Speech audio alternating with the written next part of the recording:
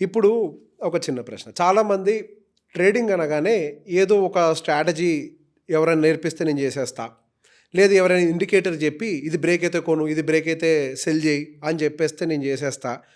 There are so many videos in the YouTube. Classes కూడా బయట చెప్పేవాళ్ళు చాలామంది ఉన్నారు.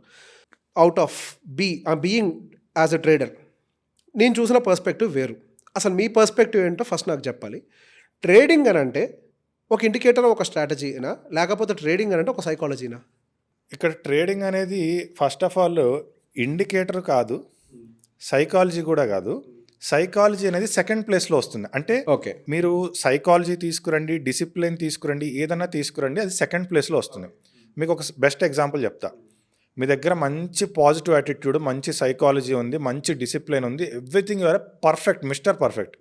మీకు డ్రైవింగ్ రాదు, మీకు ఒక కార్ ఇచ్చా, మీ దగ్గర డిసిప్లిన్ ఉంది, సైకాలజీ ఉంది, అన్నీ ఉన్నాయి, ఏం చేస్తారు? ఏమీ చేయవు. డిసిప్లిన్గా పొద్దున్న లేసి కారు తుడుచుకుంటాం. డిసిప్లిన్గా అంటే ఇప్పుడు మీరు డ్రైవ్ చేయాల్సి వస్తే ర్యాష్గా గుద్దే బదులు డిసిప్లిన్గా గుద్దుతారు. అంతే అంతే. అంతే. సో మీ డిసిప్లిన్, సైకాలజీ ఎప్పుడు ఉపయోగపడతాయి అంటే ఫస్ట్ మీకు డ్రైవింగ్ తెలిస్తే, దెన్ నేను హైవే మీద ఎంత స్పీడ్ వెళ్ళాలి, గల్లీలో ఎంత స్పీడ్ వెళ్ళాలి, సిగ్నల్ పడితే ఆగాల వద్దా, there your psychology, discipline comes in to the picture. Okay.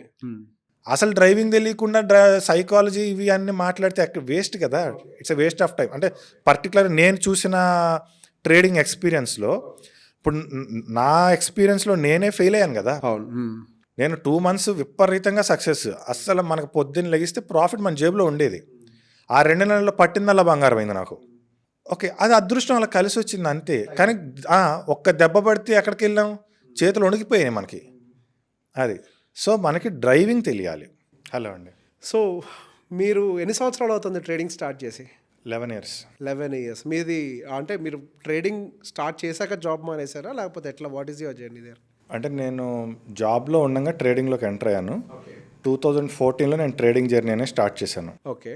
తర్వాత 2019లో ఇంకా ఓకే మనకు కంఫర్టబుల్గా ముందు అట్లీస్ట్ జాబ్ శాలరీ అనేది అంటే మనకి వస్తుంది ట్రేడింగ్ ద్వారా అని అనుకున్న తర్వాత 19లో జాబ్ రిజైన్ చేసి ఇంకా ఫుల్ టైం ట్రేడింగ్ అనమాట. ఓకే, అంటే ఫస్ట్ జాబ్లో ఉండగానే ట్రేడింగ్లో సరిపడా ఇన్కమ్ జనరేట్ చేసుకున్నాక, కాన్ఫిడెన్స్ ఉన్నాక అప్పుడు మీరు జాబ్ మానేసారు. అంటే ఎక్స్పెక్టెడ్ ఏంటి, అట్లీస్ట్ మనం జాబ్ చేస్తున్నప్పుడు మనకి ఎంత శాలరీ అయితే వస్తుందో అట్లీస్ట్ ఆ శాలరీ అనేది మనకి ట్రేడింగ్ నుంచి రావాలి. ట్రేడింగ్ నుంచి రావాలి. అది. సో ఏ ఇయర్లో మానేశారు జాబ్?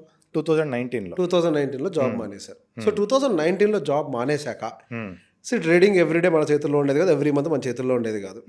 వేవ్స్ ఉంటాయి, we have to ride the tides. ఇవన్నీ క్రాస్ చేసుకుంటూ రావాలి. సమ్ టైమ్స్ మనం దాని మీద సర్ఫ్ చేసేటప్పుడు తిరిగి కూడా పడుతూ ఉంటాం. అట్లాంటి సందర్భం ఏదైనా వచ్చిందా ఆఫ్టర్ జాబ్ మానేశాక? జాబ్ మానేశాక అలా లేదు. ఓకే. బట్ బిఫోర్ దట్ అంటే 2014 నుంచి 2019లో ఇలాంటివి చాలా వచ్చాయి. ఓకే. నేను 2014లో జర్నీ స్టార్ట్ చేసిన తర్వాత నాకు ఒక 2.5 years అసలు ప్రాఫిట్ ఏం లేదు. ఓకే. సీక్వెన్షియల్గా కొంచెం కొంచెం లాసులే ఎక్కువ ఉన్నాయి. ఎప్పుడో 1-2 సందర్భాల్లో ప్రాఫిట్ కనపడుతుంది కానీ ఎప్పుడు లాస్లే ఉంటాయి. ఓకే. అరౌండ్ 2016-17 మధ్యలో ఉన్నప్పుడు ఏంటంటే ఒక చిన్న స్ట్రాటజీ ఒకటి నేనే ఫైండ్ అవుట్ చేసుకున్నా. ఓకే. సో అది మన Gann square of 9 calculator plus volume oscillator అని ఒకటి ఉంటుంది ట్రేడింగ్ వ్యూలో. ఈ రెండింటిని కంపారిజన్ చేసుకుంటే ఈ రెండింటిని కంబైన్ చేసుకుంటూ ఒక చిన్న స్ట్రాటజీ ఫస్ట్ చూశాను. ఒక 1 week చూసా. ఓకే. చూసి ఒక ఇదేదో కొంచెం వర్కౌట్ అయ్యేలా ఉంది అని చెప్పేసి సో దాని మీద ఇంప్లిమెంట్ చేశాను. దాని మీద ఇంప్లిమెంట్ చేస్తే నాకు వితిన్ 2 monthsలో మ్యాసివ్ ప్రాఫిట్స్ వచ్చాయి.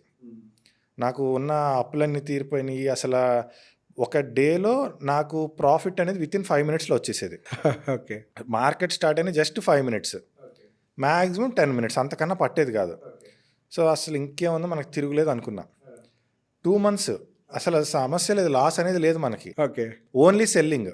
మార్కెట్ ఏ కండిషన్లో ఉందో నాకు అనవసరం, నేను మాత్రం ఓన్లీ సెల్లింగ్. ఓకే. అది కూడా ఏంటంటే ఒక స్టాక్ ఎంచుకునేవాడిని. రేపు ఏ స్టాక్ మీద సెల్ చేయాలి వాళ్ళ ఈవినింగే డిసైడ్ అయిపోతా. సో రేపు మార్నింగ్ మార్కెట్ ఓపెన్ అయ్యేసరికి దేవుడి దయ వల్ల అది నాకు పాజిటివ్గా ఓపెన్ అవ్వాలి. ఓకే. మార్కెట్ కండిషన్ ఎలా ఉన్నా అది పాజిటివ్గా ఓపెన్ అవ్వాలి, అప్పుడే నాకు ప్రాఫిట్ వస్తుంది. ఓకే. సో దాన్ని చేజ్ చేసి ఒక 1 rupee మార్జిన్తో బయటకు వచ్చేయాలి. ఇది మన ప్లాన్ అనమాట. 2 months అసలు తిరుగులేదు మనకి. సరే సిచ్యువేషన్ ఒకరోజు ఏమైందంటే ఒక పర్టికులర్ బ్యాంక్ స్టాక్ మీద ఓన్లీ ఫ్యూచర్స్ నేను అప్పుడు అసలు ఈ ఆప్షన్స్ కూడా తెలియదు నాకు. ఓకే. ఓన్లీ ఫ్యూచర్స్ ఒక పర్టికులర్ బ్యాంక్ స్టాక్ మీద 8 లాట్స్ సెల్లింగ్లో ఉన్నా. ఓకే. నా యావరేజ్ ప్రైస్ నుంచి ఒక్కసారిగా ₹100 పెరిగింది. అయ్యో! ఓకే. నాకు అర్థం కాలే అసలు ఎందుకు ఇలా పెరిగింది. అసలు 2 నెలల నుంచి మనం చూసాం కదా, ఎక్కడ లాస్ లేదు కదా, ఇప్పుడు ఈ సిచ్యువేషన్ ఇది ఎందుకు పెరిగింది అర్థం కాల. సరే ఇంకా ఇక్కడ లాస్ కనిపించేస్తుంది, హెవీ లాస్ వచ్చేసింది. క్యాపిటల్ సేఫ్ ఉంచుదామని క్యాపిటల్ వరకు ఉంచి ఆ లాస్ తట్టుకుని అక్కడ క్లోజ్ చేసేసా, లాస్లోనే క్లోజ్ చేశా. ఓకే. ఆ రోజున నాకున్న మైండ్ సెట్కి ఒక 2 పుట్ ఆప్షన్స్ కొనుక్కుని ఉంటే, ఎందుకంటే నాకు అది ఖచ్చితంగా పడుతుందని తెలుసు, కానీ నేను క్యాపిటల్ ప్రొటెక్షన్ కోసం ఆపేసుకున్నా. ఓకే. ఒక 2 పుట్ ఆప్షన్స్ అనేది కొని ఉంటే ఆ రోజే నాకు 75% లాస్ రికవర్ అయ్యేది. ఆ రోజు మనకు ఆ నాలెడ్జ్ లేదు. ఓకే. సో పడిపోయింది. సరే 2 నెలలు కష్టపడి ఎర్న్ చేశాం కదా, మళ్ళీ తిరిగి ఎర్న్ చేద్దాం, ఏం పోయిందని చెప్పేసి మళ్ళీ నెక్స్ట్ డే నుంచి మళ్ళీ స్టార్ట్ చేశా. ఓకే. స్టార్ట్ చేస్తే ఒక ₹2000 లాస్ కనపడితేనే చేతులు షివరైపోతున్నాయి. సైకాలజీ ఇంపాక్ట్ మొదలుపెట్టింది. అసలు మామూలు కాదు అది. ఒక 1 వీక్ చూసి ఇక అయిపోయింది, మనం కేల్ కథం అని చెప్పేసి ఇక అక్కడికి ఆపేశాను. అప్పుడు ఇలా కాదు, మనం అసలు అంటే ఆ ₹1 మార్జిన్ కోసమే కష్టపడుతున్నాము, బాగానే ఉంది, ఇలా ఎంత కాదని కష్టపడతాం. ఓకే. ఇలా పోనీ ఓకే మనం కష్టపడతాం, ఎర్న్ చేస్తాం, కానీ ఒక్క స్టాక్ మార్కెట్లో ఎర్నింగ్ మీద ఓన్లీ ఎర్నింగే డిసైడ్ అవ్వదు. మన హెల్త్ ఇంపాక్ట్ ఉంటుంది, మన ఫ్యామిలీ ఇంపాక్ట్ ఉంటుంది, ఎన్నో రకాలు. అంటే మన హెల్త్ ఇంపాక్ట్ ఏంటంటే ఆటోమేటిక్గా ఫ్యామిలీ ఇంపాక్ట్ అయిపోతుంది. ట్రేడింగ్ అన్నిటిని ఇంపాక్ట్ చేస్తుంది. సో ఇది రైట్ వే కాదు, మనం చేస్తుంది రైట్ వే కాదని చెప్పేసి అప్పుడు నేను డేటా, అంటే నాది బేసిక్గానే కంప్యూటర్ సైన్స్ బ్యాక్గ్రౌండ్.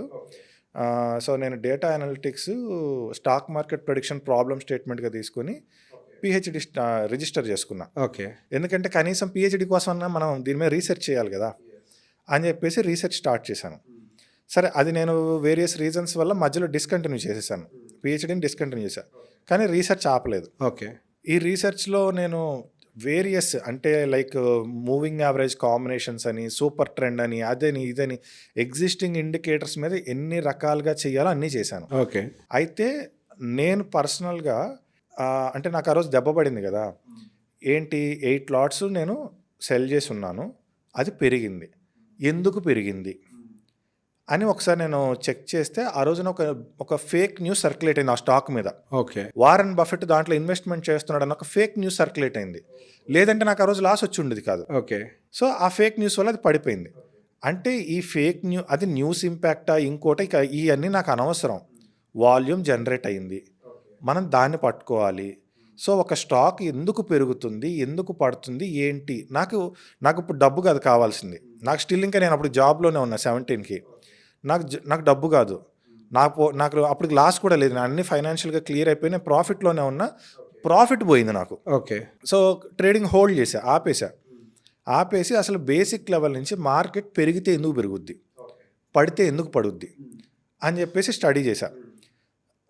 ఇంకా మనకి టెక్నికల్ అనాలిసిస్లో మనకి ఏంటి ఉంది, ఇండికేటర్స్. అవును. సో ఈ ఇండికేటర్స్ అన్నిటి మీద చెక్ చేసేటప్పుడు నేను ఇండికేటర్ని ఎప్పుడు కూడా ఈ ఇండికేటర్ వాడు బై చేయొచ్చా, ఈ ఇండికేటర్ వాడు సెల్ చేయొచ్చా అనే కోణంలో నేను ఎప్పుడు చూడాల.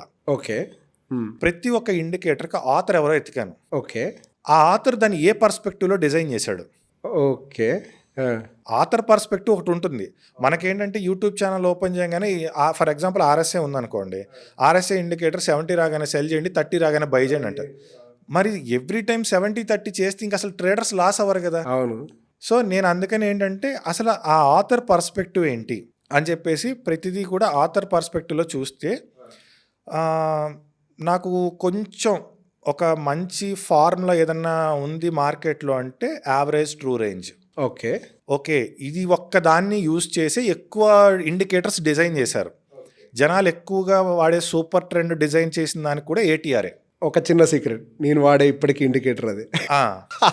సో సక్సెస్ఫుల్గా అంటే స్టాక్ మార్కెట్లో ఉన్న the most successful formula ATR.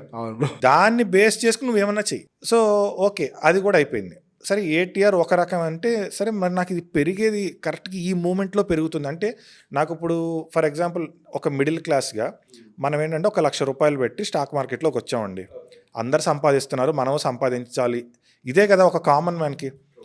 So okay, మనం వస్తున్నాము, మనకి పొద్దునే మార్నింగ్ కాల్స్ ఇస్తారు టీవీల్లో, ఒక ఈక్విటీ స్టాకు 100 రూపీస్ ఉంది, కొనండి, 110 టార్గెట్ 95 స్టాప్ లాస్ అంటాడు. 110 టార్గెట్ వస్తే no problem, 95 stop loss hit అయితే నాకు ఒక 10% ఎగిరిపోద్ది నా క్యాపిటల్. అవును. ఓ 10 టైమ్స్ పడితే అయిపోయింది, ఇక నేను ఇంటికి వెళ్ళిపోవడమే. సో మనకి రిస్క్ అలా ఉండకూడదు. మన రిస్క్ ఎప్పుడు 100 రూపీస్ మనం బయ్యింగ్ ప్రైస్ ఇస్తే 99 ఆర్ 98 నా స్టాప్ లాస్ ఉండాలి. Okay, very marginal stop loss ఉండాలి, 1-2%. అంతకన్నా నేను ఎక్కువ స్టాప్ లాస్ పెట్టకూడదు. కానీ ఈ స్టాప్ లాస్ని మెయింటైన్ చేస్తూ నేను మార్కెట్ యొక్క డైరెక్షన్ని వెతుక్కోవాలి. ఓకే.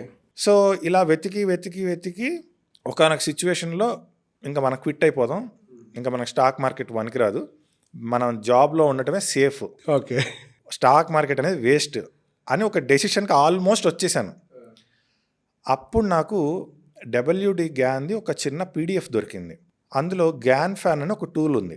ఆ టూల్ని నాకు అర్థం చేసుకోవడానికి చాలా టైం పట్టింది. అది అబ్బో అసలు చాలా మ్యాథమెటిక్స్, ఆస్ట్రాలజీ ఇంక్లూడ్ అయి ఉంటుంది దాంట్లో. సో ఆస్ట్రాలజికల్ ఇండికేటర్ అది. Tool complete astrology tool. Okay, అది ఇండికేటర్ కాదు, టూల్ అది. ఓకే. మనం ఓన్గా డ్రా చేయాలి, మాన్యువల్ గా మన చేత్తో డ్రా చేయాలి. ఓకే. సో ఆ టూల్ని చూసాను, ఇదేంటి వెరైటీగా ఉంది, ఇప్పటివరకు మనం మూవింగ్ యావరేజెస్ చూసాం, బోలింగర్ బ్యాండ్స్ చూసాం, సూపర్ ట్రెండ్ చూసాం, ఇదేంటి అసలు వెరైటీగా ఉంది, ఇంతవరకు మనం చూడలేదే ఇంత రీసెర్చ్లో అని చెప్పేసి ఆ టూల్ని ఇంప్లిమెంటేషన్ చేయడానికి స్టార్ట్ చేశాను. అయితే WD గ్యాన్ ఫిలాసఫీస్లో ఇది చెయ్యండి వర్కౌట్ అవుతుందని చెప్తారు, కానీ అది ఎక్కడ మొదలు పెట్టాలి, ఎక్కడ ఎండ్ చేయాలని ఆయన చెప్పలా. ఓకే. ఆయన ఏ ఫిలాసఫీలో ఆయన ఒక మొత్తం 6 థీరీస్ ప్రపోజ్ చేశారు. ఏ ఒక్క థీరీలోనే ఇది చెప్పలేదు. అంటే మీరు ఇక్కడ మొదలు పెట్టండి, ఇక్కడ ఎండ్ చేయండి అనే పాయింట్ ఇవ్వలేదు. అది మనం డీకోడ్ చేసుకోవాల్సి వచ్చింది. సో ఆ డీకోడింగ్కి ఆ ఫ్యాన్ని 45 డిగ్రీస్లో పెట్టాలి. ఓకే. సక్సెస్ సీక్రెట్, ఫ్యాన్ని 45 డిగ్రీస్లో పెడితే వస్తుంది. సరే, దాని కింద మీద పెట్టి 45 డిగ్రీ అంటే మనకి మ్యాథమెటిక్స్లో ఒక్క స్క్వేర్లో తప్ప ఎక్కడ 45 రాదు. అవును. సో నేను ఇప్పుడు ఆ స్కేల్స్, ప్రొట్రాక్టర్లు, పెన్సిల్ అన్నీ తెచ్చి దాన్ని ఒక స్క్వేర్గా ఆ ట్రేడింగ్ వ్యూ స్కేల్ని అలైన్మెంట్ చేసి ఒక స్క్వేర్ బాక్స్ గీసుకుని కొంచెం డ్రాయింగ్స్ అలా ఇలా చేశాను. డైలీ 20 స్టాక్స్ చేశాను. ఒక 6 మంత్స్ ప్రాక్టీస్ చేశాను. ఓకే.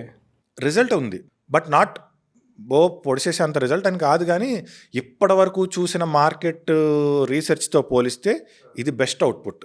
ఓకే, చాలా బెస్ట్ అవుట్పుట్. ఏంటంటే ఫ్యాన్ యాంగిల్ కట్ అయిందంటే నైఫ్తో కోసినట్టు అలా పడిపోద్ది మార్కెట్, పైకి కూడా అలానే వెళ్తుంది అనమాట. ఓకే, దీనికి ఇంకా ఏదో మనకు కావాలి, ఆస్ట్రాలజీ రిలేటెడ్. అసలు ఈ ఆస్ట్రాలజీ ఏంటి అని చెప్పేసి అప్పటిదాకా మీరు దీంట్లో ఆస్ట్రాలజీ నేను చూడలేదు. ఓకే. ఎప్పుడైతే జ్ఞాన్ మీకు ఇంట్రొడ్యూస్ అయిందో యూ స్టార్టెడ్ ఎక్స్ప్లోరింగ్ ఇన్, అప్పుడు మనం ఆస్ట్రాలజీ.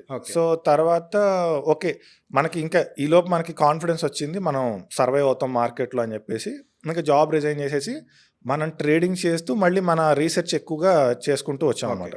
ఈ రీసెర్చ్లో ఈ ఆస్ట్రాలజీ గురించి తెలుసుకోవడానికి పర్టికులర్గా మళ్ళీ నేను కొంత ఆస్ట్రాలజీ మీద దృష్టి పెట్టాను. ఓకే. ఇండియాలో ఒక ఆయన ఉన్నారు, ఇంద్రదీప్ బెనర్జీ అని. ప్రజెంట్ ఆయన బుక్స్ అవైలబిలిటీలో లేవు. ఆయన training 10 lakhs, personal training 10 lakhs అయింది, ఓన్లీ ఆస్ట్రాలజీ. ఓకే. ఆయన బుక్ కూడా ఏం చేశారంటే పబ్లికేషన్స్లోంచి తీసేశారు. సాగర్ పబ్లికేషన్స్ అని సంథింగ్ ఒకటి ఉంటుంది, అక్కడ వాళ్ళ దగ్గర పబ్లికేషన్లు కూడా బుక్ తీసేశారు. ఓకే. ఆయన బుక్లో రాశాడనమాట. సో ఇవాళ నక్షత్రాన్ని బట్టి, వాళ్ళ డేట్ని బట్టి మార్కెట్ సైకిల్ ఎలా ఉంటుంది ఏంటి, ఇలా చాలా రాశారు. లక్కీగా నాకు అది ఒక అబ్రాడ్ వెబ్సైట్లో దొరికింది, మన ఇండియన్ వెబ్సైట్ కాకుండా అబ్రాడ్ వెబ్సైట్లో దొరికింది. అది తీసుకున్నా, అది కొంచెం స్టడీ చేశాను. దాని తర్వాత రాజమండ్రిలో ఒక సిద్ధాంతి గారి దగ్గరికి వెళ్ళాం. నా స్టూడెంట్ ఒక ఆయన తీసుకెళ్ళాడు అనమాట. సరే రండి ఒకసారి వెళ్దామని వెళ్తే ఆయన కొంచెం స్టాక్ మార్కెట్ మీద అవగాహన ఉంది, ఆయన కొంత ఇన్పుట్స్ ఇచ్చారు. సో దాన్ని మళ్ళీ నేను టెక్నికల్ అనాలిసిస్లో ఎలా ఇంప్లిమెంట్ చేయాలి అని ఆలోచించి అప్పుడు ఫ్యాన్ని ఎగ్జాక్ట్ 45లో ఎలా పెట్టాలి అని చెప్పేసి ఆలోచించాను అన్నమాట. ఈ ఇన్ బిట్వీన్ మళ్ళీ మనకేంటంటే WD గ్యాన్ కూడా ఫిబొనాకీ థియరీని వాడారు. ఓకే. ఆయన 3 ప్రిన్సిపల్స్ వాడారు, ఒకటి ఆస్ట్రాలజీ, 2 జామెట్రీ, 3 ఫిబొనాకీ. ఓకే. అసలు ఈయన ఫిబొనాకీని ఎందుకు వాడారు, ఫిబొనాకీలో అంత గొప్పతనం ఏముంది అని చెప్పేసి కాసేపు గ్యాన్ అలా పక్కన పెట్టి ఓన్లీ ఫిబొనాకీ మీద రీసెర్చ్ చేశాను. దాంట్లో మనకు ఒక అవుట్పుట్ వచ్చింది. ఇప్పుడు ఈ రెండింటిని కంబైన్ చేశాను. కంబైన్ చేస్తే బెస్ట్ అవుట్పుట్ అనేది వచ్చిందనమాట. ఓకే. సో అట్లా మనం ఈ రీసెర్చ్ ప్రాసెస్ అనేది ఇట్లా ఒకటి స్టెప్ బై స్టెప్ బిల్డ్ చేసుకుంటూ వచ్చామన్నమాట. సో ఫైనల్గా మనం ఆ ఫిబొనాకీ మీద ఈ గ్యాన్ ఫిలాసఫీని అప్లై చేయడం వల్ల ఒక బెస్ట్ అవుట్పుట్ అనేది వచ్చింది. ఓకే. ఇప్పుడు ఒక చిన్న ప్రశ్న. ట్రేడింగ్‌లో ఏం సంపాదించారని అడగను. ట్రేడింగ్ వల్ల, నేను డబ్బు పరంగా కాదు, ట్రేడింగ్ వల్ల మీరు కోల్పోయింది ఏంటి? ట్రేడింగ్ వల్ల నా పర్సనల్గా అయితే నేనేం కోల్పోలేదు. అంటే నేను ఫస్ట్ నుంచి కూడా లైఫ్ని ప్రతిదీ స్పిరిచువల్ యాంగిల్లో చూస్తా. అరౌండ్ 2008 నుంచి కూడా నేను ట్రేడింగ్లో రీసెర్చ్ స్టార్ట్ చేసినప్పుడు కూడా నేను ఇది డబ్బు ఇస్తుందా డబ్బు ఇవ్వదా అనే దాని మీద నేను రీసెర్చ్ స్టార్ట్ చేయాలి. దీన్ని మనం సాల్వ్ చేయగలమా చేయలేమా, సో ప్రాబ్లమ్ సాల్వింగ్గా ఎంటర్ అయ్యారు మీరు. అంతే. ఓన్లీ ప్రాబ్లమ్ సాల్వింగ్ మనం చేయగలమా చేయలేమా అంటే మనం నిజంగా ఇప్పుడు for example golden ratio profile indicator అనేది ఉందంటే సార్ మీరు చాలా కష్టపడి చేశారని మీరు ఒకవేళ నన్ను ఒక చిన్న కాంప్లిమెంట్ ఇచ్చిన I will submit it to God. Okay. నేను చేసింది ఏం లేదు, నాది ఓన్లీ ఎప్పుడు కూడా నాది స్పిరిచువల్ పాతే. నాకు ఎప్పుడు ఎక్కడ ఎప్పుడు స్ట్రక్ అయినా నాకు నేచరే హెల్ప్ చేసింది. ఓకే. ఇక్కడ నేను చేసింది ఏం లేదు. ఈవెన్ మరి మనకి క్విట్ అవుదాం అనుకున్న టైంలో WD గ్యాన్ ఎవరు ఇంట్రడ్యూస్ చేశారు? ఒక బుక్ రూపంలో వచ్చింది కదా. టైంకి మీ కళ్ళ ముందు అది పడాలి కదా. కళ్ళ ముందు పడాలి కదా. Exactly. Yeah. So it's God gift అది. యా. ఓకే. సో అట్లా ఏంటంటే మనం కోల్పోయింది ఏం లేదు, ఇంకా మనకి బెనిఫిటే జరిగింది. ఓకే. సో దానివల్ల మనకి క్లయింట్స్కి బెనిఫిట్ అవుతుంది.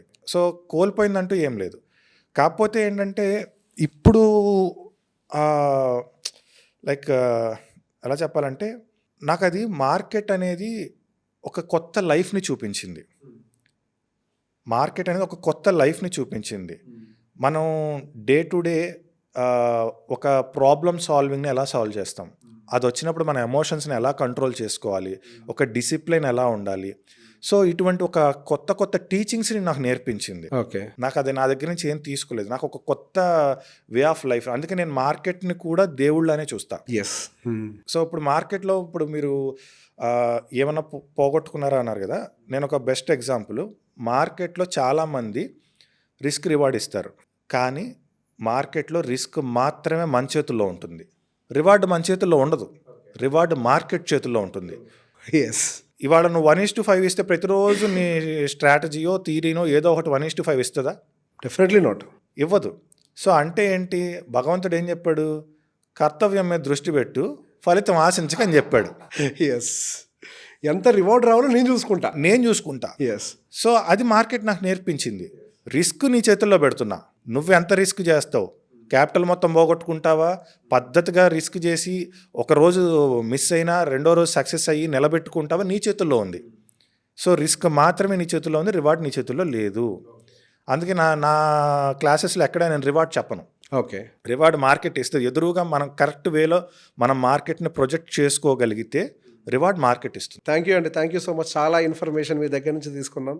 Thank you.